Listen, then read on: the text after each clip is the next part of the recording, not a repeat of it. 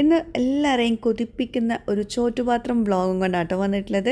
നമുക്കെല്ലാവർക്കും അറിയാം ചോറ്റുപാത്രത്തിൽ ഇതുപോലെ നമ്മൾ ചോറൊക്കെ കൊണ്ടുപോയിട്ടുള്ളവരായിരിക്കും ഒരുപാട് ആൾക്കാർ.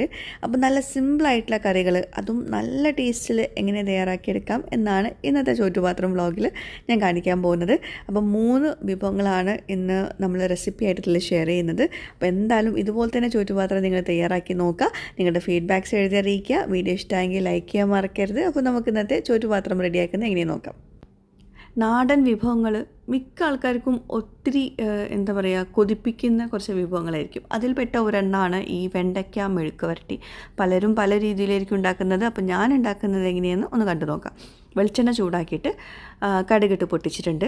എന്നിട്ട് വെളുത്തുള്ളി ഒരു 3 എണ്ണം നീളത്തിലാണ് കട്ട് ചെയ്തിട്ടുള്ളത്. അതുപോലെ തന്നെ പച്ചമുളക് ഞാൻ ഒരെണ്ണം എടുത്തിട്ടുള്ളൂ നീളത്തിൽ കട്ട് ചെയ്തത്. നിങ്ങൾക്ക് വേണമെങ്കിൽ 2-3 എണ്ണമൊക്കെ എടുക്കാം. പിന്നെ കറിവേപ്പില ഇട്ട് കൊടുക്കുന്നുണ്ട്. എല്ലാം കൂടി ഒന്നങ്ങോട്ട് വഴറ്റിയെടുക്കുക. വല്ലാണ്ട് കളറൊന്നും മാറണ്ട, എന്നാലും ആ ഒരു ജസ്റ്റ് നല്ലൊരു മണമൊക്കെ വരുന്ന സമയത്ത് നമുക്കിതിലോട്ട് സവോള ഇട്ട് കൊടുക്കുക. സവോള ഞാൻ ഒരെണ്ണം ചെറുതായിട്ട് എടുത്തിട്ടുള്ളത്, അതും ചെറിയ കഷ്ണങ്ങളാക്കിയതാണ്. അതൊട്ട് ഇട്ടിട്ടൊന്ന് വഴറ്റിയെടുക്കണം.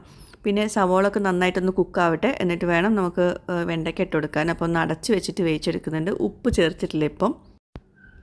പിന്നെ ചിലർ പച്ചമുളകിന് പകരം വറ്റൽമുളക് ഇടും കേട്ടോ. ആ ഒരു എന്താ പറയുക വെണ്ടയ്ക്കും എല്ലാം കൂടി ഒരു ഗ്രീൻ കളർ ആവണ്ടെന്ന് വിചാരിച്ചിട്ട് വറ്റൽമുളക് ഇടും. ഞാൻ പച്ചമുളകാണ് യൂസ് ചെയ്യാറ്. അപ്പോൾ അതാ സവോളൊക്കെ നന്നായിട്ട് സോഫ്റ്റ് ആയിട്ടുണ്ട്. ഇനി നമുക്ക് വെണ്ടയ്ക്ക ഇട്ട് കൊടുക്കാം. വെണ്ടയ്ക്ക കുറച്ച് അത്യാവശ്യം എടുത്തിട്ടുണ്ട് കേട്ടോ. അപ്പോൾ അതാ ഇത്രയും എടുത്തിട്ടുണ്ട്. വെണ്ടയ്ക്ക റൗണ്ടിലാണ് കട്ട് ചെയ്തിട്ടുള്ളത് കേട്ടോ. അപ്പോൾ വെണ്ടയ്ക്ക ഇട്ട് കൊടുക്കുക. ആ വെണ്ടയ്ക്ക ഇട്ട പടനെ ഇളക്കി കൊടുത്തിട്ടില്ല. ഇട്ട പടനെ ആവശ്യത്തിനുള്ള ഉപ്പ് ചേർത്ത് കൊടുത്തിട്ടുണ്ട്. ഒരു 1/2 ടീസ്പൂണോളം മുളക് പൊടി ചേർക്കുന്നുണ്ട്. ഒരു 1/4 ടീസ്പൂണോളം മഞ്ഞൾപ്പൊടിയും ചേർക്കുന്നുണ്ട്. ഇനി ഇതെല്ലാം കൂടി ഒന്ന് കമ്പൈൻ ചെയ്ത് കൊടുക്കണം. മുളക് പൊടി ഞാൻ കുറച്ചുകൂടെ ചേർക്കുന്നുണ്ട്, കാരണം ഒരു കളറൊന്ന് മാറണമല്ലോ. അപ്പോൾ അതുകൊണ്ട് കേട്ടോ. അപ്പോൾ എരിവ് ഇഷ്ടമുള്ളവർക്ക് കൂടുതൽ മുളക് പൊടി ചേർക്കാം, പക്ഷെ ഒരുപാടാവണ്ട. 1/2 ടീസ്പൂണൊക്കെയാണ് മാക്സിമം നല്ലത് കേട്ടോ. അപ്പോൾ ഇതെല്ലാം കൂടി നന്നായിട്ടൊന്ന് വഴറ്റിയെടുക്കുക. എന്നിട്ട് ഇത് തുറന്ന് വെച്ചിട്ട് കുക്ക് ചെയ്തെടുക്കണം. അടച്ച് വെക്കരുത് കേട്ടോ. തുറന്ന് വെച്ചിട്ട് ഇടയ്ക്കിടയ്ക്ക് ഇങ്ങനെ ഇളക്കി കൊടുക്കുക. എന്നിട്ട് വെണ്ടയ്ക്കയുടെ കളറൊക്കെ ഒന്ന് മാറണം. ആദ്യം ഭയങ്കര ഡാർക്കായിട്ടുള്ള ഗ്രീൻ ആയിരിക്കും ഉണ്ടാവുക. പിന്നെ അതിങ്ങനെ കളറൊക്കെ ഒന്ന് മാറി നന്നായിട്ട് സോഫ്റ്റായിട്ട് വരും. അതുവരേക്കും തുറന്ന് വെക്കണം കേട്ടോ, അടയ്ക്കരുത്. അതൊന്ന് പ്രത്യേകം ശ്രദ്ധിക്കുക. അപ്പോൾ ഇതാ വെണ്ടയ്ക്കയുടെ കളറൊക്കെ ഒന്ന് മാറി വെണ്ടയ്ക്കൊക്കെ നന്നായിട്ട് കുഴഞ്ഞ് വന്നിട്ടുണ്ട്. അപ്പോൾ ഇതാ നമ്മുടെ വെണ്ടയ്ക്ക മെഴുക്ക് വരട്ടി ഏകദേശം സെറ്റായിട്ടുണ്ട്. ഇത് പേഴ്സണലി എനിക്ക് ഭയങ്കര ഇഷ്ടമുള്ളൊരു സൈഡ് ഡിഷാണ്. നമ്മൾ ദോശയുടെ കൂടെ ചപ്പാത്തിയുടെ കൂടെ ഒക്കെ അത് ഭയങ്കര ടേസ്റ്റാട്ടോ ഒറ്റയ്ക്ക് കഴിക്കാൻ. ഇനി മിക്ക ചോറ്റുപാത്രങ്ങളിലും ഉള്ളൊരു കറിയായിരിക്കും തക്കാളി കറി. നമ്മൾ മലപ്പുറം ഭാഗത്തെ കോമൺ ആയിട്ടുള്ളൊരു കറി കൂടിയാണ് ഈ തക്കാളി കറി. ഭയങ്കര പെട്ടെന്ന് ഉണ്ടാക്കാൻ പറ്റുന്ന കറിയാണ്, എന്നാൽ നല്ല ടേസ്റ്റുമാണ്. അപ്പോൾ വെളിച്ചെണ്ണ ചൂടാക്കിയിട്ട് കടുകിട്ട് പൊട്ടിച്ചിട്ടുണ്ട്. പിന്നെ ഒരു പച്ചമുളക്, കറിവേപ്പില ഇതും കൂടി ചേർത്തിട്ടുണ്ട്. ഇപ്പോഴും ഇളക്കി കൊടുത്തിട്ടില്ല കേട്ടോ. എന്നിട്ട് 3-4 തക്കാളി എടുക്കുക. ഞാൻ ചെറിയ 4 തക്കാളി ഇട്ട് എടുത്തിട്ടുള്ളത്. അപ്പം വലുതാണെങ്കിൽ നിങ്ങൾക്ക് 3 വലിയ തക്കാളി എടുത്താൽ മതി. നല്ല കനം കുറച്ചിട്ട് അരിയണം കേട്ടോ, അത് പ്രത്യേകം ശ്രദ്ധിക്കുക. ഇനി ഒരു 1/4 ടീസ്പൂൺ മഞ്ഞൾപ്പൊടി, 1 ടീസ്പൂണോ അല്ലെങ്കിൽ 1/2 ടീസ്പൂണോ മുളക് പൊടി അങ്ങനെ അത്യാവശ്യം ഇട്ടാലേ ആ ഒരു നല്ല റെഡ് കളറിൽ കിട്ടുള്ളൂ.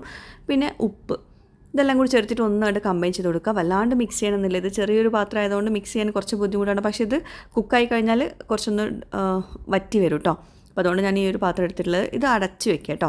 ഇതിൽ വെള്ളമൊന്നും ഒട്ടും ചേർക്കരുത്. അടച്ച് വെച്ചിട്ട് ആ ഉപ്പ് ചേർത്തിട്ട് അടച്ച് വെക്കണം. അപ്പോൾ തക്കാളിയൊക്കെ നന്നായിട്ട് ഉടഞ്ഞു വരും. അതുപോലെ തന്നെ തക്കാളി നമ്മൾ കട്ട് ചെയ്യുമ്പം സ്ലൈസ് ചെയ്തിട്ട് വേണം കട്ട് ചെയ്യാൻ. വലിയ കഷ്ണങ്ങളാക്കരുത് കേട്ടോ. നല്ല കനം കുറച്ചിട്ട് തിന്നാക്കിയിട്ട് സ്ലൈസ് ചെയ്തിട്ട് കട്ട് ചെയ്യണം. അപ്പോൾ പെട്ടെന്ന് നൂല് പോലെ ഉടഞ്ഞു കിട്ടും. അപ്പോൾ ഉപ്പ് ചേർത്തിട്ട് മസാലപ്പൊടികളൊക്കെ ചേർത്തിട്ട് അടച്ച് വെച്ചിട്ട് വേവിച്ചെടുക്കുക. വെള്ളം ഒട്ടും നമ്മൾ ചേർത്തിട്ടില്ല. അപ്പോൾ ഇങ്ങനെ നമ്മൾ നല്ല തിക്കായിട്ടാണ് തക്കാളി കറി ഉണ്ടാക്കുക. അതിൽ വെള്ളം ഒഴിച്ച് കഴിഞ്ഞിട്ടുണ്ടെങ്കിൽ തക്കാളി സൂപ്പ് എന്ന് വേണമെങ്കിൽ പറയേണ്ടി വരും. മിക്ക ആൾക്കാരും വെള്ളമൊക്കെ ഒഴിച്ചിട്ടായിരിക്കും ഉണ്ടാക്കുന്നത്. അപ്പോൾ ഇങ്ങനെ ഉണ്ടാക്കിയാൽ തന്നെ നമുക്ക് കുറച്ച് മാത്രം എടുത്താൽ മതി. ഒരുപാട് നമുക്ക് എന്താ പറയുക ഒരുപാട് പേർക്ക് സെർവ് ചെയ്യാൻ പറ്റും. ഇപ്പോൾ ഒരു 4-5 ആൾക്കാർക്ക് കഴിക്കാനുള്ള തക്കാളി കറി ഉണ്ട് കേട്ടോ. ഇനി മുകളിൽ ഇങ്ങനെ എണ്ണ തെളിയുന്ന വരെ ഇത് കുക്ക് ചെയ്തെടുക്കണം. ചെറിയ ഫ്ലെയിമിൽ ഇടയ്ക്കിടയ്ക്ക് ഇളക്കി കൊടുക്കാൻ മറന്നു പോകണ്ട.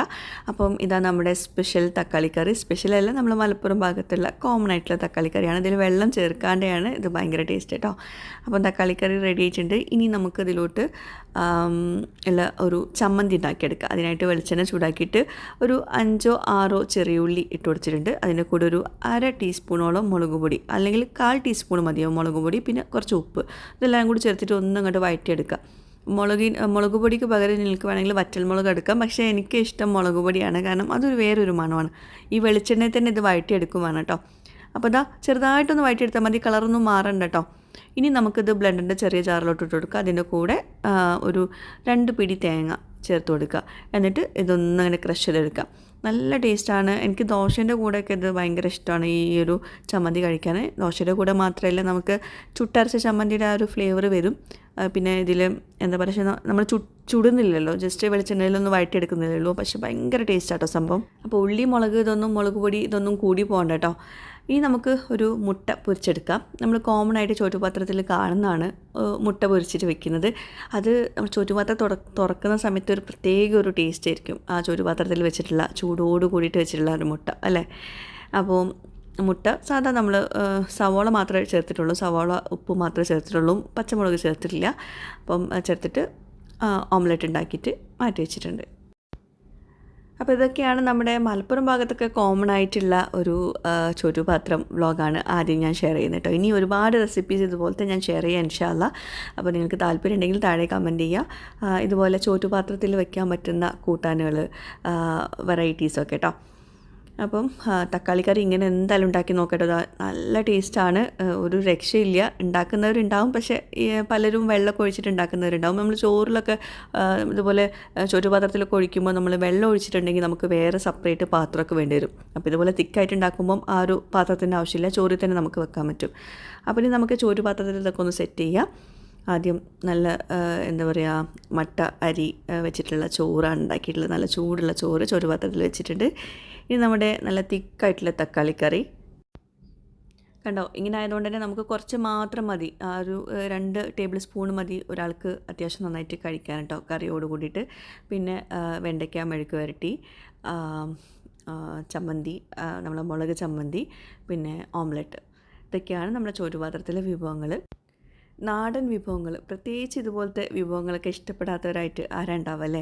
അപ്പം ഇഷ്ടപ്പെടുന്നവർ എന്തായാലും ഉണ്ടാക്കി നോക്കുക.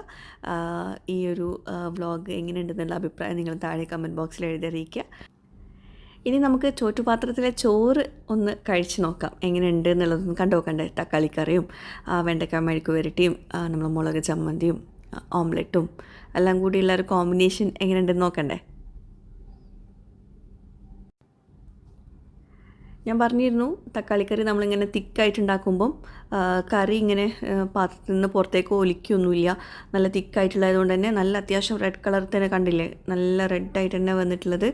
മീൻസ് ചോറിലൊക്കെ അത്യാവശ്യം കറിയോട് കൂട്ടി തന്നെ നമുക്ക് കഴിക്കാൻ പറ്റും. നല്ല ഉപ്പും പുളിയൊക്കെ ഉള്ള നല്ല അടിപൊളി തക്കാളിക്കറിയാണ്. പിന്നെ വെണ്ടയ്ക്ക മെഴുക്ക് വരട്ടിൻ്റെ കാര്യം പിന്നെ പറയേണ്ട, ചമ്മന്തിയുണ്ട്. എല്ലാവരും ട്രൈ ചെയ്യുക, ഫീഡ്ബാക്ക്സ് അറിയിക്കുക. പുതിയൊരു വീഡിയോ ആയിട്ട് വ്ളോഗുമായിട്ടൊക്കെ വരുന്നതായിരിക്കും. Bye, thank U.